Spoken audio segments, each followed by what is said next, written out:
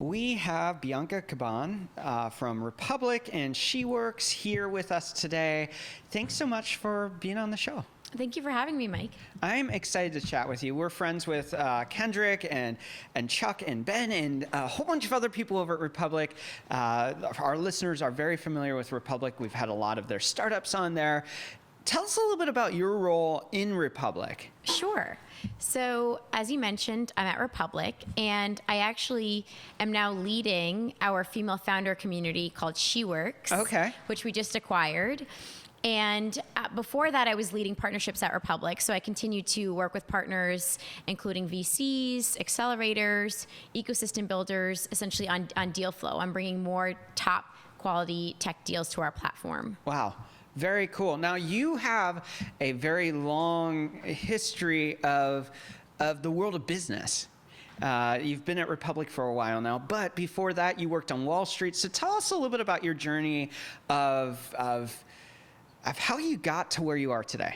Sure. So as you mentioned, I started my career on Wall Street here in New York at Credit Suisse. And at the time, I was a sell-side research analyst covering U.S. asset manager stocks. So started off in a very sort of analytical role and learned a ton about capital markets in that role, and went on to work at BlackRock in a more business analytics and strategy role. And then I worked at a merchant bank called Atlas Merchant Capital and helped them launch one of their first investment vehicles, which was investing in companies and banks specifically in sub-Saharan Africa.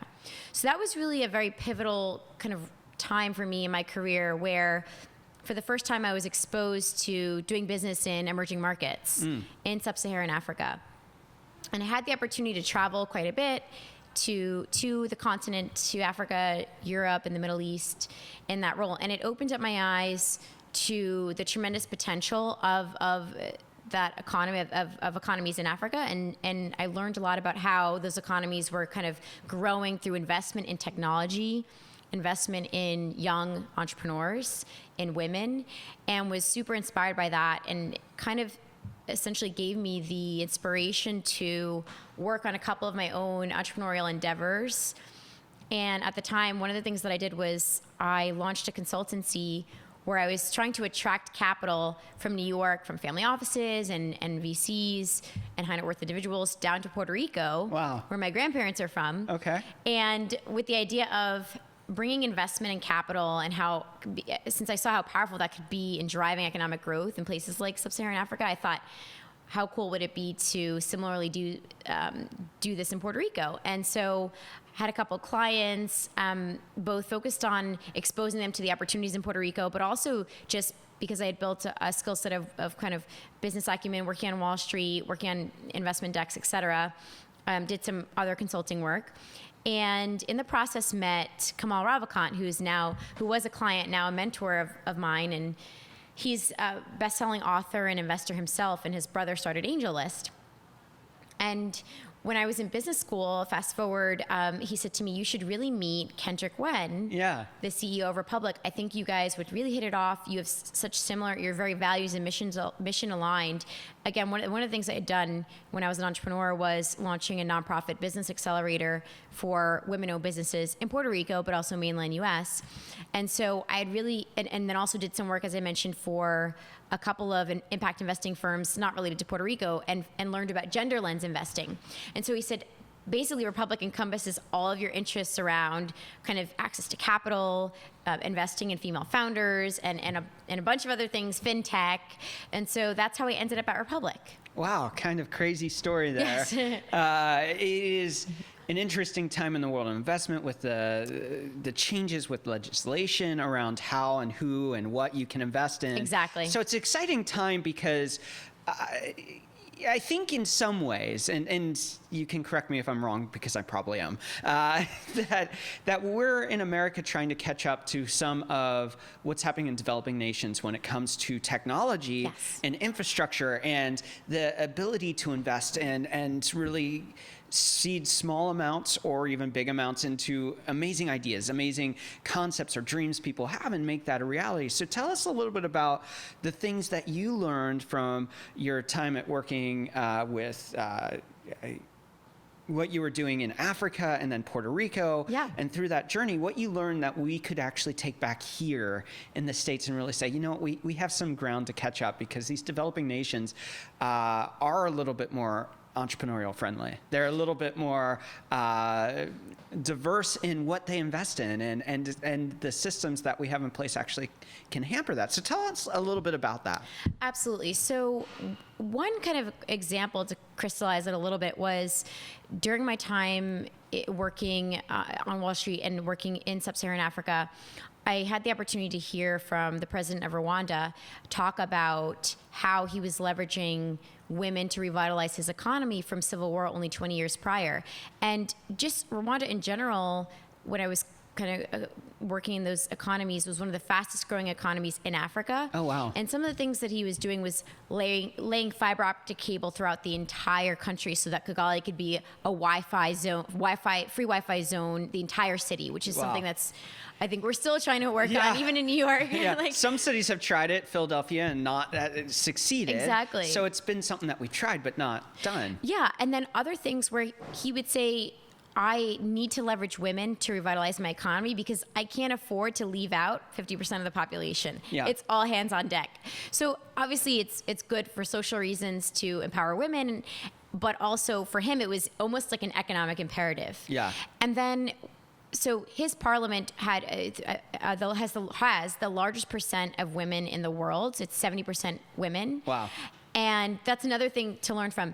And I think when I look at the U.S., what's really exciting, and American Express just came out with a report, is that women-owned businesses are the fastest growing group of businesses in the U.S. Okay.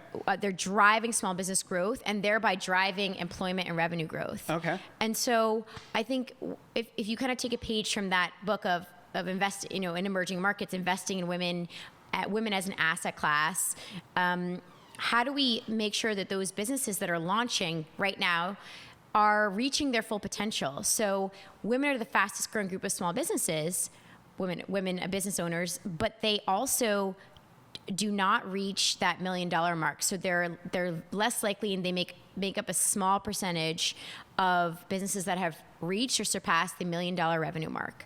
So obviously there's a disconnect, and there's an opportunity here to say, how can we make sure that women-owned businesses have access to the capital, resources, and networks they need to get to that next level, which actually will drive the entire economy. Because if women have more money in their pockets, we do know that women spend that, or they spend the money in the household. Yeah. So they spend, they control most of household spending in the U.S., and they're making decisions on healthcare, on education, on consumer products. So if women have more money, they're going to spend more money, and thereby increase the economic pie for everyone and drive the economy in the U.S. So I think that's one thing I learned in emerging markets, where it's like leveraging all people in society, women and men, to grow as actually an economic opportunity.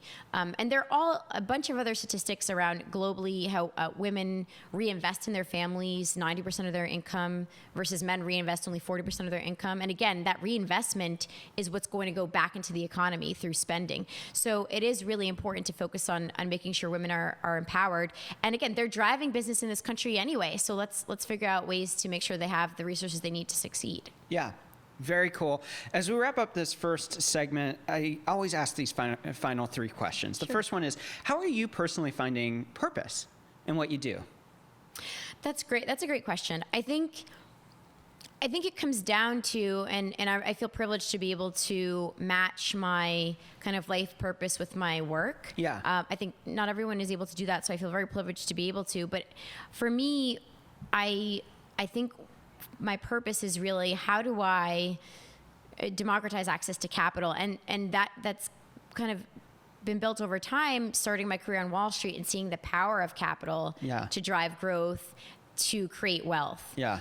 And so then how do we open up that opportunity to more people? Yeah. And one of the things that I've learned, and again, I feel privileged to have had access to great educational opportunities and business opportunities, but not everyone does. I grew up in New York City, and so I had a lot of amazing access. But what about entrepreneurs that are in the Midwest or in non-coastal cities?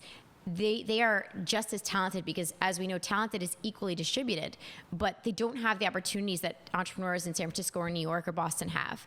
So to me, over time, I've cultivated this purpose of how do I increase more opportunity and more educational opportunities, more access to capital opportunities to entrepreneurs across the country, because I think, again, that's one way to really drive the economy forward and lift all of us up. But I guess that's a purpose that I've developed over time, just because of my personal opportunity that I've had. Yeah. And so how do I use technology to kind of distribute that opportunity? And so that's why, for me, Republic was such an interesting opportunity and a place for me to grow my career, because it is a platform. Yeah. So anybody can apply. You don't have to know someone. And you can apply as long as you have a Wi-Fi connection. You can be in Detroit, you can be in Columbus, Ohio, you can be in Austin, Texas, Nashville. It doesn't matter where you are. You can apply to have the opportunity to access capital from our community and your community. So I have been able to align my purpose and my profession, which I feel really lucky about. But that's kind of been the theme throughout my career. Yeah. And what's one big challenge you're working to overcome in what you're doing? That's a great question. So I think the biggest challenge is probably on a personal level, as it relates to really maintaining that balance, that that work-life balance that you need to continue the day-to-day kind of work that I personally am so passionate about. How do you find kind of mental space? How do you find time for self-care? How do you find time to go to the gym? It's like those challenges, I think, for me it's kind of a constant battle of every single day is kind of a new battle of like, okay, am I going to get to the gym? Or like, I need to make time to meditate even though I am running late, or whatever it is. So I think the challenge is really around finding that balance where you have the mental space to kind of recharge. And so I again, as I mentioned, I've been trying to do things more like meditate. Also, I really enjoy reading fiction. So nothing that will kind of educate me or give me like tools to take on my day-to-day job, but just a place where my mind can escape and go somewhere else. And in some ways it's good to exercise that creative muscle. But I think that's been my biggest challenge. I don't know if you were talking about personal or professional, but on a personal level, just finding the balance. Professionally, I think or do you mean like whatever myself you or Republic? Answer. Yeah, okay, yeah. I think, so actually now in our acquisition of SheWorks, I've been giving a now new challenge to build out this female founder community. Yeah. And I think, and continue the great work that the founder, Lisa Wang, who's actually here today at Podcast Row, who continue the great work that she has done and built over the last few years in this kind of global 20K plus female founder community and ecosystem. And I think the challenge that we face at Republic, and that I personally have been given the torch to continue on with, is in finding ways to add value to the community. Yeah. So through educational opportunities, through exposure to top investors, top entrepreneurs, and also building opportunities for the SheWorks community to connect with each other through peer mentorship. So I think that's a big challenge that I face now, in terms of I have big shoes to fill with Lisa having passed along the torch to me, and I'm excited about it, but it is going to be a challenge moving forward. And what's one big goal you have for the future of what you're building, your role at Republic? Yeah, so that's a greed question. So one big goal, I would say the reason why I joined Republic was because I had worked on this problem of kind of increasing access to capital via the accelerator that I started, but that was at such a small scale.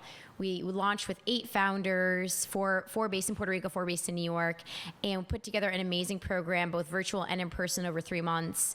And that was amazing. And I saw the direct impact I had on those businesses, where several of our founders actually connected to angel investors and got investment after having gone through our program. They were connected to opportunities in the legal fields, in the PR fields.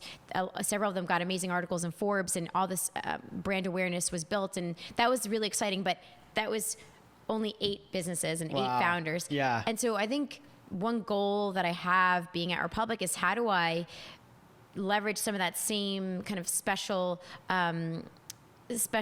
opportunity that we curated for those 8 founders. How do we do that for hundreds of founders, thousands of founders, hundreds of thousands of founders? Yeah. And that's the exciting goal. So Republic, we're about 2.5 years in, actually 3 years in, but we started hosting campaigns about 6 months into launching. So we're about 2.5 years in running campaigns. We've hosted around 100 companies so far. How do we scale that? Yeah. And so the goal, I think, for me would be both in the work I'm doing at Republic, but also in SheWorks, just really scaling and reaching as many founders as possible across the country and world with access to capital and education to run their businesses. Yeah, super cool.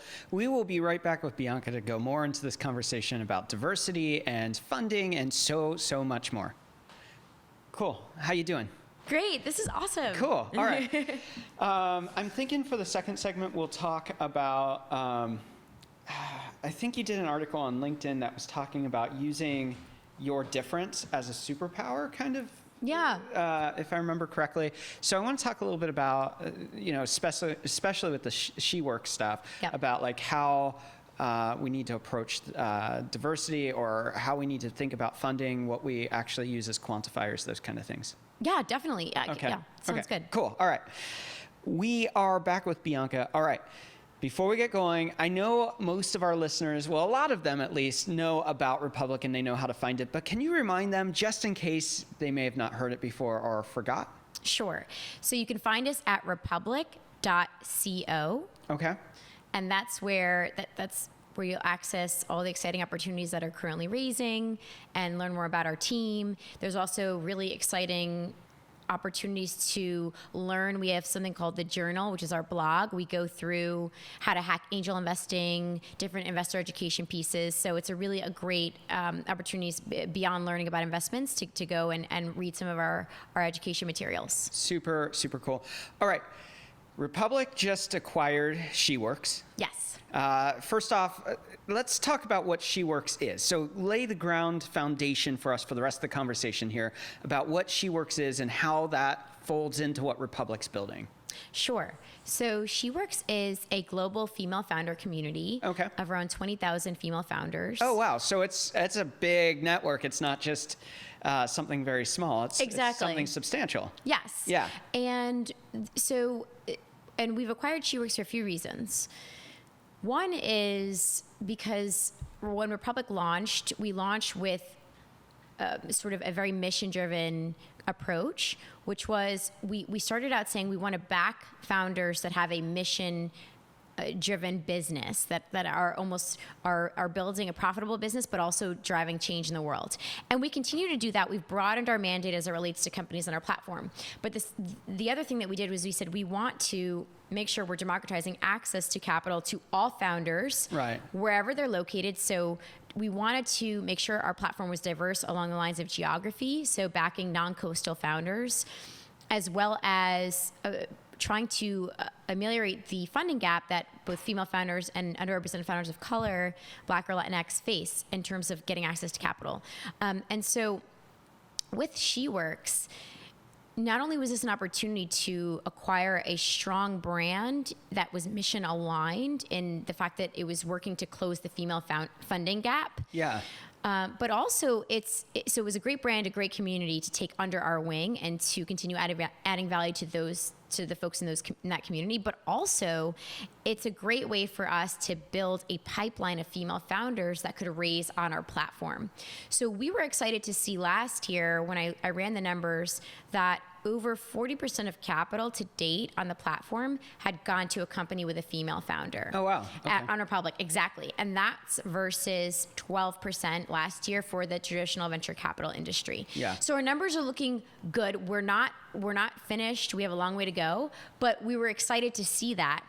And so what better way to ensure that we are making sure that we achieve parity as it relates to female founders and access to capital on our platform than to have a pipeline of female founders through this community that we could expose to Raise on Republic and all of our various capital sources that we've built in our ecosystem. Yeah. So you may know we have Republic Labs as well, which is our institutional investor arm. So we at Republic can support founders all the way from kind of pre-seed, seed, up through beyond Series A and B through regulation crowdfunding, as well as Republic Labs, our institutional investor arm.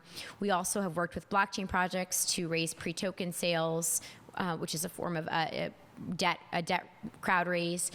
And so that's why we acquired SheWorks. It was for those reasons, which is it was mission aligned, an incredibly strong brand. It was a strong brand for us to continue on and continue that community, and then a pipeline for us for our business to raise capital. All right, so I'm just gonna put this out there as a foundation for the rest of the conversation. In America, we have a big problem, and the big problem is bias. Yeah. Definitely. And we all have, whatever camp you're in, we all have bias. We all have preconceptions of what is reality, what isn't reality, our conditioned thought, our process for doing that. And to start a conversation that's honest and true, we have to be aware and say, yes, I am biased in my thought, no matter who you are. Yes. And so I want to go into this conversation with saying, I understand different sides of the argument, or discussion's a better word here, of, well, if you're so focused on one thing, you forget another group and all of that. Tell us why we need to be more intentional about opening up the doors of investing in places that have been forgotten or missed.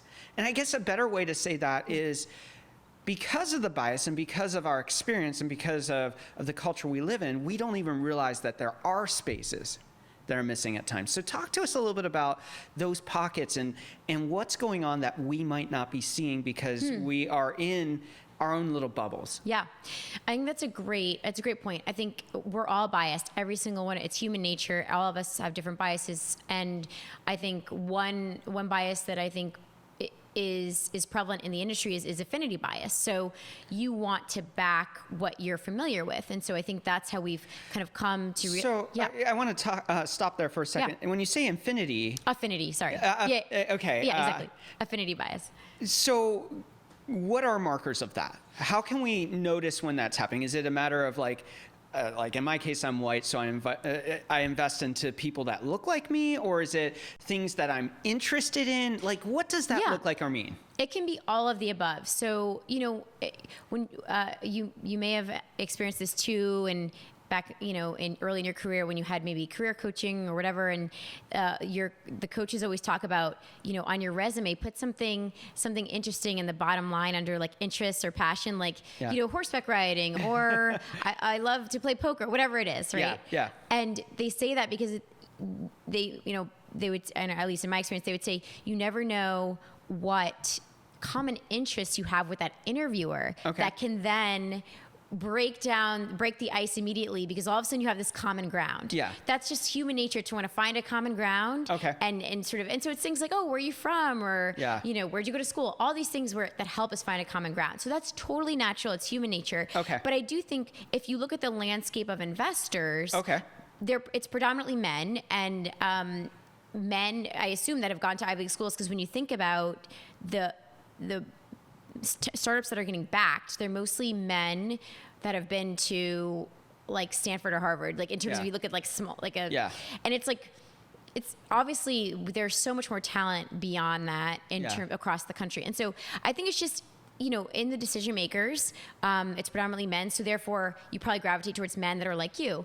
And I think and you see that in a variety of places. So for example, I believe Fortune just came out with an article about how there are more female CEOs in the Fortune 500 now than ever, due to the fact that boards of corporations are more diverse now than ever, have more women. And so women who are on the boards, boards in general, make decisions about who the CEO is. So if there are more women, they're probably going to they're actually, so they're attributing that diversity of the board to the more women being CEOs. Because it's just, if you have those people who are decision makers that can empathize with your situation, maybe you're a working mother or whatever it is, you can kind of see the trend there. So similarly, I think only 8% of check writers in the venture capital industry are women. Wow. Only 8%. Wow.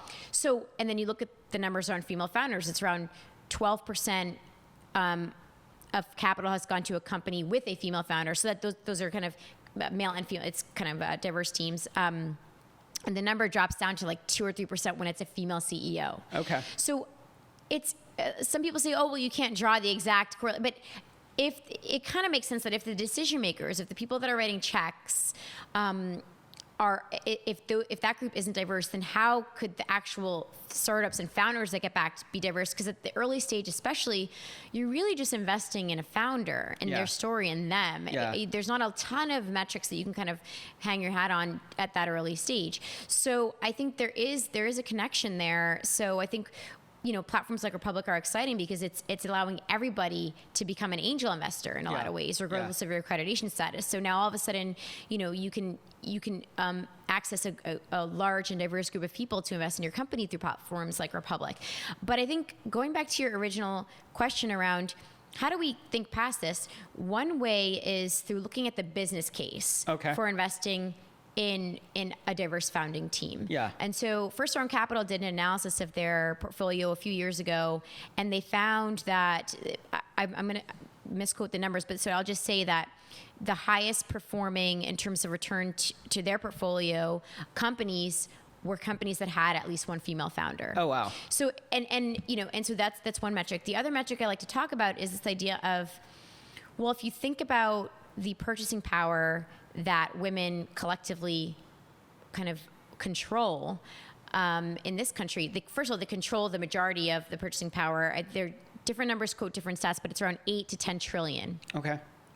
In consumer spending that women control. Because if you think about women, they're oftentimes the head of the household. If not in terms of the primary breadwinner, they're making all the financial decisions. Right. So how do you think about if there's, let's say, if you think about products and services that are marketed towards women, that's an investment opportunity. So there's so many exciting startups nowadays that we see being run by women. So for example, FabFitFun, which is a women-led startup based out of LA where they're selling subscription boxes for women, targeted to women, and I think they're on track to I forget if they've achieved unicorn status yet, but anyway they're one of the most innovative companies by Fast Company, things like that. I think there's so many other examples. Mirror is a device, I think an IoT device, a workout device led by a woman CEO, and they're on the fast track. They're growing super fast. What other exciting companies are out there? Rent the Runway is another great example of a company founded by women to solve a problem that maybe only women or mostly women can empathize with, which is I don't want to acquire more clothes, but I also don't want to be seen wearing the same thing over and over again on social media. So Rent the Runway just achieved, unicorn status recently. And so you just think about all these exciting, investable, backable companies that are fast growing, targeting this demographic that is 50% of the population, that controls 90% of consumer spending. And so it kind of gets you there. If you're not there already, let's say you're a man, you're like, can't really empathize with this experience of wanting to look different and different, have different pictures with different clothes on. I can't really empathize with that experience because I don't, for whatever reason, it doesn't resonate with me. But I can resonate with the fact that this is an amazing business opportunity. So I think if we look at that similarly for example, like the Latinx community, they're one of the fastest growing demographics in this country, and they control, as of I think last year, the year before, like 1.5 trillion in purchasing power. So you think through like, okay, well, services and products marketed towards that community probably is a really exciting investment opportunity, and that's how I can kind of get behind it. And so I think just going back to the business case is a great way to kind of level the playing field and just trying to think through it in that way. And oftentimes, again, if you're an investor and you may not understand an opportunity, but potentially, and it's the same thing with products targeted towards millennials or Gen Z, you probably want someone from that perspective who can understand and kind of educate you. So it's like, I think building out more diverse investment teams is a great way to where everyone wins, because you find exciting opportunities that you may be overlooking because you just don't have that experience, and the founders win as well because they get capital for their business. So So we're running out of time here, and there's so many questions we could have, so many conversations. I think I want to wrap up this conversation with asking this. There are different kinds of obstacles for founders. Sometimes it's diversity issues, whether it's I'm a woman founder, it's harder to get funding, I'm a specific race and I have problem attracting funding because of that. It could be geographical. I'm not from San Francisco. I'm not from New York. Recently, I worked for years with startups in Silicon Valley as a developer, developing out prototypes for them. And recently, I was able to go across the country on a road trip and talk to a lot of entrepreneurs along the way. Talk to a lot of business owners. Talk to a lot of people with really cool ideas, and they don't feel like it's possible because of the location. So there are all these different obstacles to finding the breakthrough that they're longing for. So if you're talking to a founder and they're saying, "Hey, I'm a woman," or "Hey, I'm a minority in this case," or "Hey, I'm bound by location," and I don't know how to really take the idea and get it to a place where it's marketable, where it's real, where we can actually make it tangible.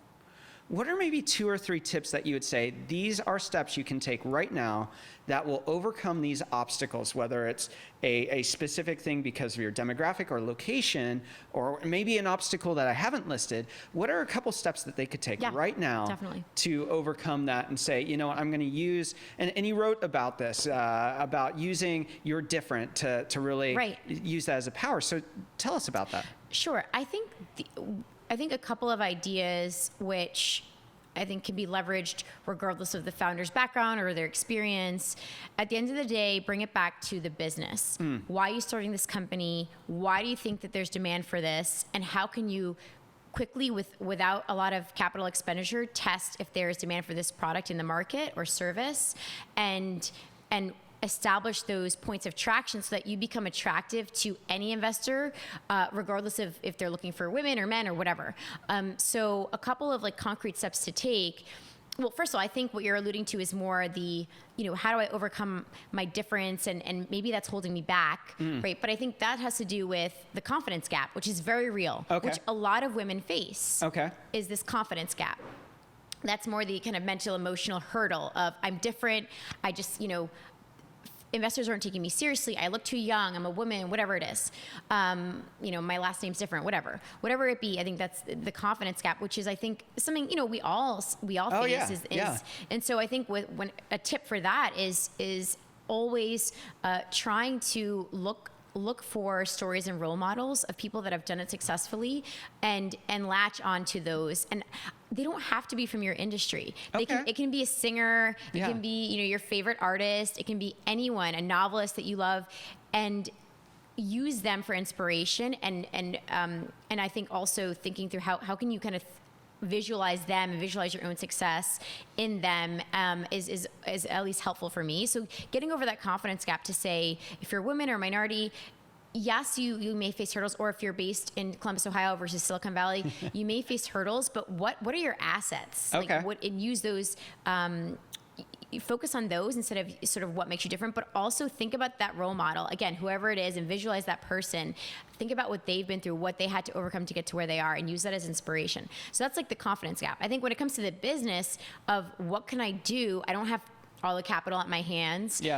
Well, so depending on what the business is, if it's a product, if it's a service, you can do different things to kind of hack at that to understand if there's really product market fit. So things like, if you're a product or CPG company or something like that, for example, you can do a Kickstarter, test the demand out there, see if the crowd resonates with your product or service. I think it's super low cost to throw up a Kickstarter campaign and test it out, to really figure out if you have something there.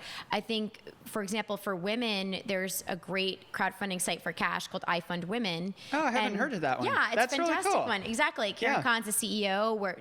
She's a partner of Republics, and we share deals back and forth. But again, if you're a co-working space, if you're whatever you are, you can raise from the crowd, raising your community, and see if there's demand in that sense. And then if you're ready to take the next step beyond that, if you have that traction, I think one of the most important things to do, and this is another tip regardless of your background, is to build an advisory board. So you might be in Columbus, Ohio, and you might be saying to yourself, oh my goodness, I just lack access to all these great networks. Figure out what expertise you need to grow your company. And you may or may not get capital from let's say those folks necessarily. Let's say they're executives and they're angel investors and they're not ready to give you capital. Ask them to join your advisory board for a small % of equity. Okay. And build out an advisory board. Usually it's around 0.25% that you give advisors. That can help you in growing your business in terms of fulfilling maybe aspects of your team that you don't have yet, you can't afford to bring on in-house, but you can tap into this network of experts and advisors and do that as soon as possible, because then again, that'll ensure that you are able to get to the next level whereby you might be attractive candidate to get investment from a VC in Columbus, Ohio, or Silicon Valley or New York or wherever. But the point is, at the end of the day, in order to ensure your business success, you have to ensure that there's a product or demand for whatever you're offering, and ensure that you have the expertise that you need and the team you need, even if it's through advisors, to get to that next level. Super, super cool. We're going to take a break right here, and we'll be right back with rapid fire questions with Bianca. Awesome. We're pushing time, aren't we? Yeah. Do we have anything right after this, or? I think there's one more after this, one more block of interviews. Is that me? Yeah. Okay. We'll take 5 minutes if that's okay. Yeah, cool. All right.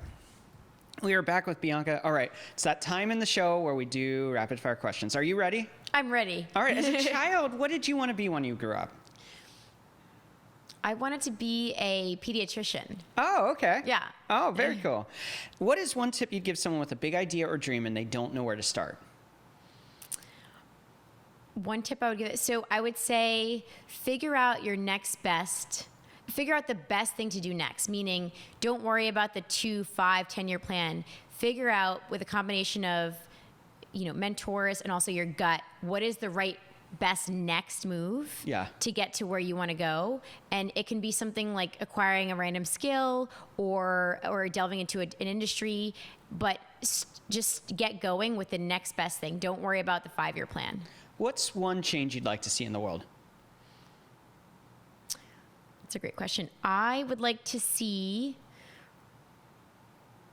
for one thing, obviously we've talked a lot about getting to parity as it relates to female founders in terms of access to capital, but also unrelated to tech, well, maybe a little bit related, is I would like to see more companies establish maternity leave policies, but also paternity leave policies, and have more dads take paternity leave, because that will help everyone at the end of the day. What do you want your legacy to be? I would like my legacy to be where I have at scale provided mentorship, knowledge, education as to the business fundraising process, both at early stage and more growth stage companies, to as many founders as possible, and to be known as someone that has given back along the way. What is one book you think every entrepreneur or dreamer should read? Very interesting question.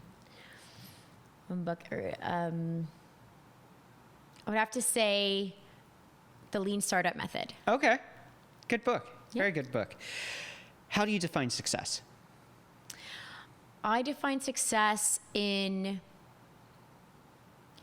how many people will speak positively about you when you're not in the room, in terms of both your personal and professional impact on them. And we are in one of the trend-setting cities of the world. So what is one trend that you're currently excited about? That's a great question. I think a trend, it can be any trend, both anything you want. Boy, that's a big bucket. What trend am I excited about? I would say I'm excited about a trend I'm seeing in the evolution and proliferation of many, many companies around female health. Okay. Because I think, as I mentioned in the beginning, that women are such an important part of the economy. They're the primary breadwinners often of their families, or they make all the decisions. So if they're not healthy, we're in very, very bad shape. And so there's so many amazing femtech companies evolving around female health. I'm actually an advisor to one. It's called Lilu. They're a breast pump for the modern breastfeeding mother. So I'm excited about that trend. I think a lot is happening around that here in New York City. And one of our partners actually at Republic is called HIT Lab, and they do a competition around femtech and women's health tech. They just had one in May, so I'm excited about that trend. And our final rapid fire question, what is one dream you're still wanting to fulfill in your own life? One dream, okay, so this is not really professional, maybe it is. I would like to become a yoga instructor. Oh, cool. Yes. And as we wrap up today's show, we always like to leave our guests have a final thought for our audience. So what's your final thought? Well, I think the fact that you're listening to this podcast means that you are on the right track. I think if you're an entrepreneur out there, find all of the resources that are available to you, free and those that you may have to make a small investment in, to make sure that you have the knowledge and education you need to grow your business. I think knowledge is power, and that's one of the biggest gaps that we need to close. So congrats for listening to this podcast, and feel free to reach out if you have any further questions for me. Bianca, thanks so much for being on the show with us today. And we're excited what you're doing, and we're excited about Republic and She Works. So keep doing amazing, amazing things. Thank you so much, Mike. Cool. Awesome. That was really fun. Good. I love it.